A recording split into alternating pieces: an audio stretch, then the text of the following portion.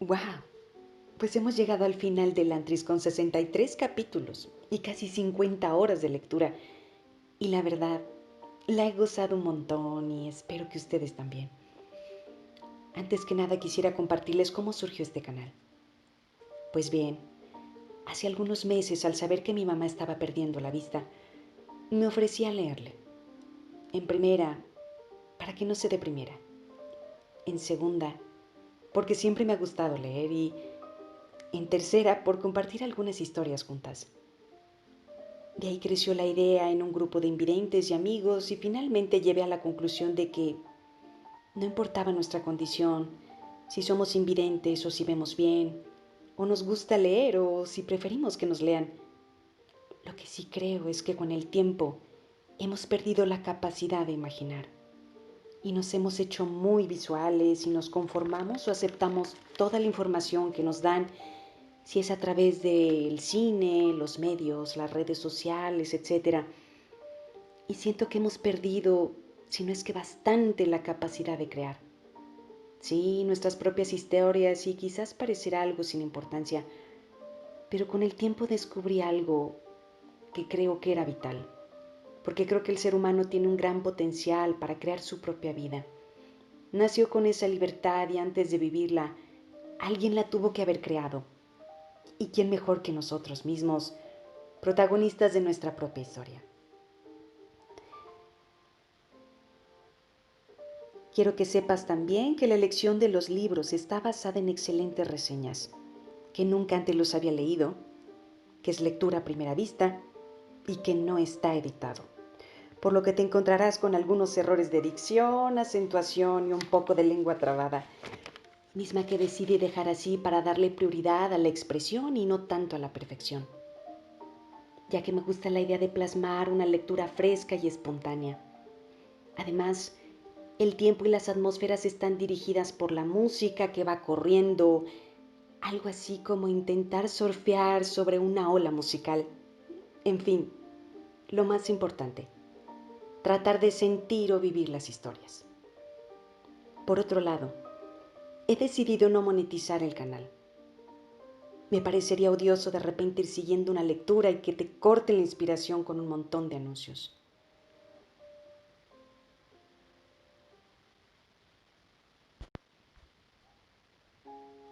Además, mi objetivo principal no es hacer dinero, sino intentar llegar a ese lugar sagrado en tu corazón que te haga vibrar y sentirte vivo, que te dé alegría en estos tiempos de cambios trascendentales, que te regale un poquito de paz y te conecte, aunque sea por un segundo, con aquellas emociones que te hacen vibrar alto y te hacen feliz.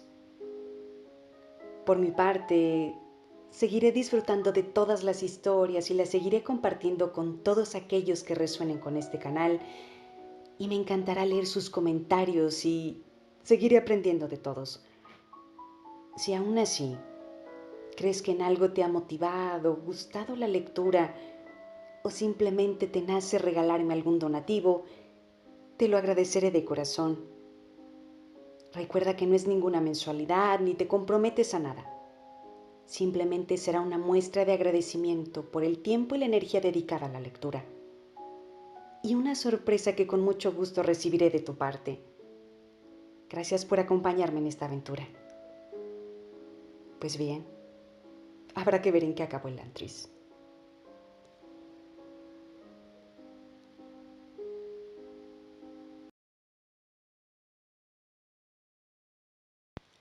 Capítulo 63. Hicimos que Ashi llamara para asegurarnos de que habías llegado a salvo. No estamos Kayana como nuestro rey. Muy bien, declaró Sarin con firmeza. Alguien va a empezar a explicarme qué ha pasado ahora mismo. Sarin alisó la chaqueta de Rauden y luego dio un paso atrás, frotándose la mejilla mientras lo estudiaba. Hubiese preferido un traje blanco en lugar de uno negro, pero por algún motivo El blanco quedaba pálido y sin vida a alguien de piel plateada. «Bien», preguntó Rauden abriendo los brazos. «Tendrás que conformarte», decidió ella. Él se echó a reír y se acercó a Sarin con una sonrisa. «No deberías estar sola en la capilla, rezando y preparándote. ¿Qué ha sido de la tradición?» «Ya lo intenté una vez», dijo Sarin, volviéndose para asegurarse de no haberse pasado con el maquillaje. «Esta vez pretendo no quitarte el ojo de encima. Por algún motivo. Mis esposos potenciales tienen la manía de desaparecer. Entonces puede que sea cosa tuya, palo de Lecky», se burló Rauden. Se había reído con ganas cuando su padre le explicó el origen del apodo y desde entonces se había encargado de utilizarlo en todas las ocasiones posibles. Ella le dio un golpecito ausente mientras le alisaba el velo. «Mi señor, mi señora», dijo una estoica voz. El seón de Rauden, Yen, entró flotando por la puerta. «Es hora». Sarin se agarró con fuerza al brazo de Rauden. «Camina», ordenó indicando la puerta. Esta vez no iba a soltarlo hasta que alguien los casara. Rauden trató de prestar atención a la ceremonia, pero las bodas Korati eran largas y a menudo aburridas. El padre Omin, consciente del precedente que sentaba el hecho de que un elantrino pidiera a un sacerdote Korati oficiar sus esponsales, había preparado un extenso discurso para la ocasión. Como de costumbre, los ojos del hombrecito adquirieron un brillo vidrioso mientras hablaba, como si hubiera olvidado que había alguien presente. Así que Rauden dejó su mente divagar también. No podía dejar de pensar en una conversación que había mantenido con Galadon, una conversación iniciada por un trozo de hueso. El hueso, recuperado del cuerpo de un monje Fjordell muerto, estaba deformado y retorcido, y sin embargo, era más hermoso que repugnante. Era como un pedazo de marfil tallado o un puñado de varas de madera talladas enroscadas entre sí. Lo más inquietante era que Rauden hubiese jurado que reconocía símbolos levemente familiares en el tallado, símbolos que había estudiado, antiguos caracteres Fjordell. Los monjes de Ereti habían creado su propia versión de la Ondor. La preocupación acuciaba su mente con tanto vigor que distrajo su atención incluso en mitad de su boda. A lo largo de los siglos, solo una cosa había impedido que Fjorden conquistara Occidente: el Antris.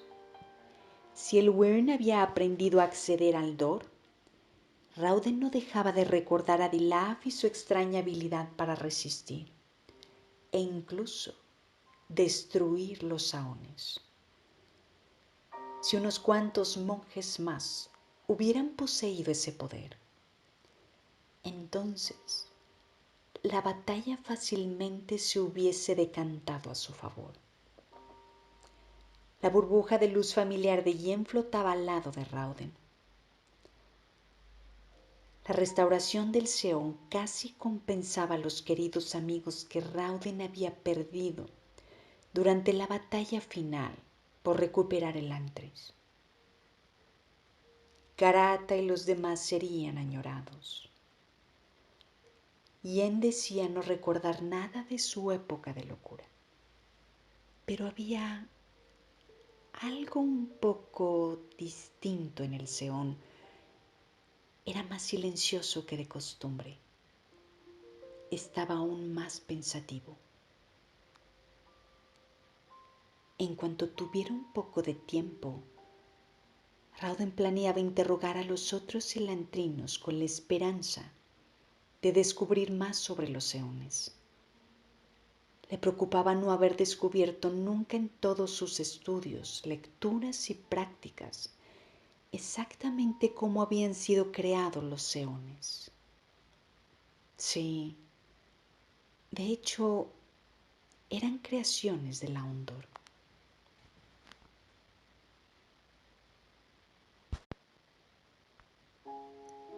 No obstante, eso no era lo único que le molestaba. También estaba la cuestión de la extraña danza Chai Shan de Shuden. Los presentes, incluido Lukel, sostenían que el Hindu había conseguido derrotar a uno de los monjes de Dilafel solo, con los ojos cerrados. Algunos incluso decían haber visto brillar al joven varón mientras combatía. Rauden empezaba a sospechar que había más de una forma de acceder al Dor, muchas más. Y uno de esos métodos estaban en manos del tirano más brutal y dominante de Opelon, Wyrn Wolfden IV, regente de toda la creación. Al parecer, Sarin se dio cuenta de lo distraído que estaba Rauden, pues le dio un codazo en el costado cuando el discurso de Omin terminaba ya. Siempre una mujer de estado se mostraba tranquila, bajo control y atenta, por no mencionar lo hermosa que estaba. Ejecutaron el ceremonial, intercambiando colgantes Korati con el Aonomi y consagrando sus vidas y muertes el uno al otro. El colgante que él le dio a Sarin había sido delicadamente tallado en jade puro por el propio Ta'an y luego entretejido con bandas de oro a juego con sus cabellos. El regalo de Sarin fue menos extravagante, pero igualmente adecuado. En algún lugar había encontrado una piedra pesada de color negro, de reflejos metálicos, cuyo brillo favorecía la piel plateada de Rauden. Hecho esto, Omin declaró a todo Arelon que su rey estaba casado. Empezaron los vítores y Sarin se inclinó para besarlo.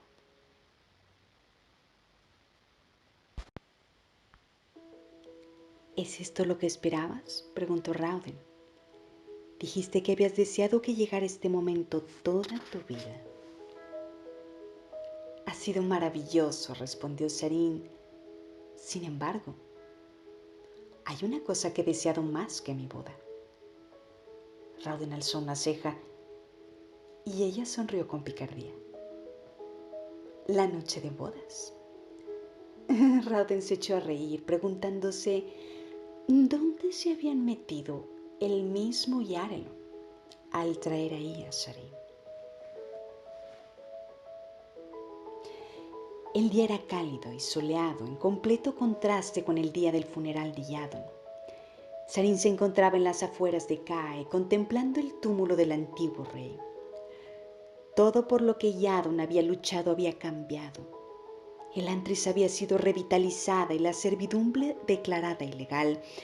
Naturalmente, su hijo se sentaba en el trono de Arelon, aunque ese trono no estuviera ahora dentro de Elantris. Solo había transcurrido una semana desde la boda, pero habían sucedido muchas cosas. Rauden había terminado permitiendo a la nobleza conservar sus títulos, aunque primero había tratado de abolir todo el sistema. El pueblo no lo hubiera consentido. Le parecía antinatural que no hubiera condes, varones u otros señores, así que Rauden modificó el sistema para sus propios fines. Hizo a cada señor siervo de Elantris, encargándole la responsabilidad de cuidar del pueblo en una parte remota del país. La nobleza acabó siendo menos aristocrática y más distribuidora de alimentos, cosa que, en cierto modo, era como tendría que haber sido desde el principio.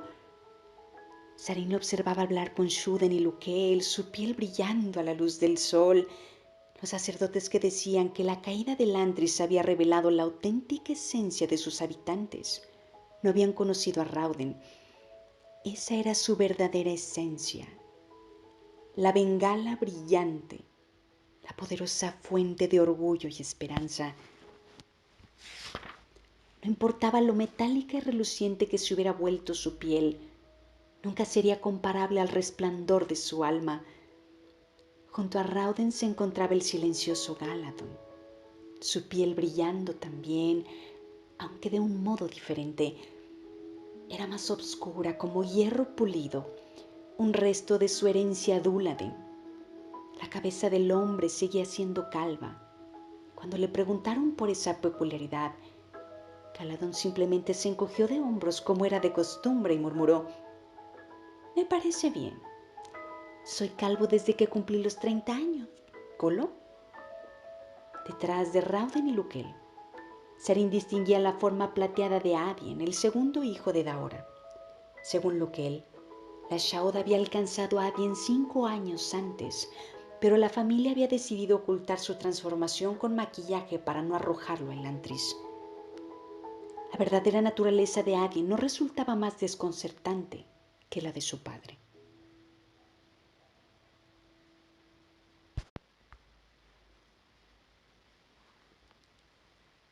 Kin no había querido dar muchas explicaciones, pero Sarin vio la confirmación en los ojos de su tío. Hacía más de 10 años había comandado su flota contra el padre de Sarin en un intento de hacerse con el trono, un trono que Sarin empezaba a creer que podía haber pertenecido legalmente a Kin. Si era cierto que Kin era el hermano mayor, entonces él tendría que haber sido el heredero, no Eventeo. Su padre seguía sin querer hablar del asunto, pero ella pretendía conseguir las respuestas tarde o temprano. Mientras reflexionaba, vio que un gran carruaje se detenía junto a la tumba. La puerta se abrió y bajó el grueso conde Ahan. Ahan no era el mismo desde la muerte de Royal. Hablaba con aturdimiento y había perdido una alarmante cantidad de peso. Los demás no lo habían perdonado por su intervención en la ejecución del duque, pero su desprecio nunca podría igualar la repulsa que él mismo debía de sentir. Rauden la miró a los ojos, asintiendo levemente. Era el momento. Sarin avanzó más allá de la tumba de Yadon y las 4 que la acompañaban, los lugares donde descansaban Royal, Eondel, Karata y un hombre llamado Saolin. Este último túmulo no contenía ningún cuerpo, pero Rauden había insistido en que se levantara con los demás. Esa zona habría de convertirse en un memorial, un modo de recordar a aquellos que habían luchado por Arelon, además del hombre que había intentado aplastarlo. Toda la lección tenía 2 caras. Era tan importante para ellos recordar la enfermiza avaricia de Yadon como recordar el sacrificio de Royal. Sarin se acercó despacio a la última tumba. La tierra formaba como las otras un montículo que algún día estaría cubierto de hierba y follaje. Por ahora, sin embargo, estaba yermo, la tierra recién apilada aún suave. Sarin no había necesitado insistir mucho. Todos sabían que estaba en deuda con el hombre ahí enterrado. Rathen de Fjorden, sumo sacerdote y santo Gjorn del Shuderet, habían dejado su funeral para lo último. Sarin se volvió para dirigirse a la multitud, Rauden al frente. «No hablaré mucho», dijo, «pues aunque tuve más contacto con Rathen que la mayoría de vosotros, no lo conocía. Siempre supuse que podría comprender a un hombre siendo su enemiga, y creía comprender a Rathen, su sentido del deber, su férrea voluntad y su determinación por salvarnos de nosotros mismos. No vi su conflicto interno. No pude conocer al hombre cuyo corazón lo impulsó al final a rechazar todo aquello en lo que había creído en nombre de lo que sabía que estaba bien. Nunca conocí al Rathen que colocó las vidas de los demás por encima de su propia ambición. Esas cosas estaban ocultas, pero al final resultaron ser lo más importante para él.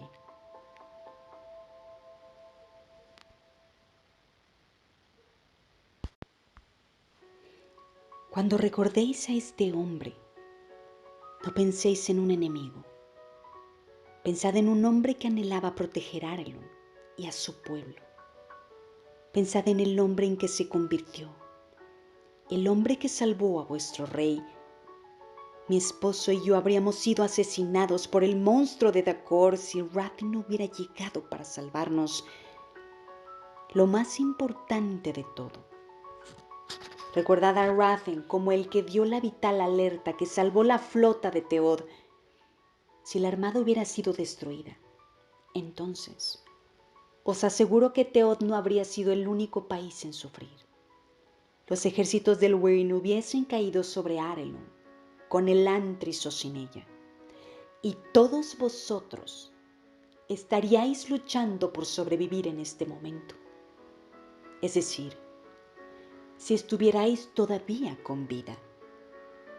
Sarin dejó que sus ojos se posaran sobre la tumba. En la cabecera se encontraba, cuidadosamente dispuesta, la armadura rojo sangre. La capa de Rathen colgaba en el extremo de su espada, clavada en la suave tierra. La capa escarlata ondeaba al viento.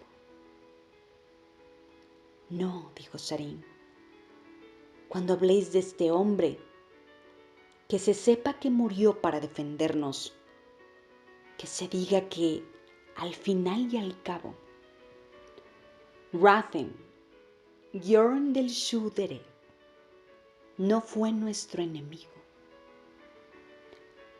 fue nuestro salvador.